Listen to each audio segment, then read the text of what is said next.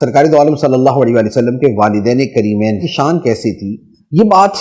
جو اہل نسب ہیں ان میں معروف ہے کہ نبی پاک علیہ السلام کے والد اور والدہ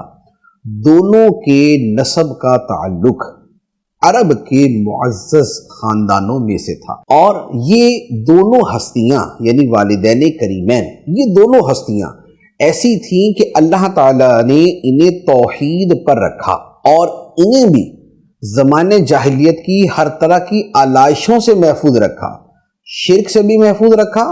اور اس کے علاوہ اس زمانے میں جو دیگر کردار کی آلودگیاں تھیں ان سے بھی دور رکھا۔ اور یہ بات نبی پاک صلی اللہ علیہ وسلم نے خود ارشاد فرمائی کہ میرے پورے نسب کے اندر ہر جگہ نکاح ہے،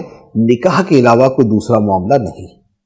اور جو شرک سے پاک ہونا ہے تو اہل سنت کا آج کے زمانے میں اس معاملے پر اتفاق ہے کہ نبی پاک صلی اللہ علیہ وآلہ وسلم کے والدین کریمین طیبین یہ دین فطرت پر تھے، یہ دین توحید پر تھے، اور دین ابراہیمی کی جو درست باتیں اس زمانے تک موجود تھیں یہ ان پر تھے۔ جو دین ابراہیمی میں تحریفات ہوئی ان سے پاک تھے، اور دین فطرت پر تھے اور دین فطرت پر تھے۔ فطرت کے فطری طور پر جو اللہ تعالیٰ بندے کو ہدایت پہ رکھتا ہے وہ، اور فطرت وہ زمانہ کہ جس میں ایک عرصہ دراز تک اللہ تعالیٰ کے کوئی نبی تشریف نہیں لاتے تو وہ علی فطرت من الرسل، تو وہ جو زمانہ فطرت ہے یہ وہ کہلاتا ہے۔ پھر اس کے ساتھ اللہ تعالیٰ نے نبی پاک علیہ السلام کے والدین کو یہ شرف عطا فرمایا کہ آپ کے اعزاز کے لیے، نبی پاک علیہ السلام کے اعزاز کے لیے اور آپ کی خوشی کے لیے اللہ تعالیٰ نے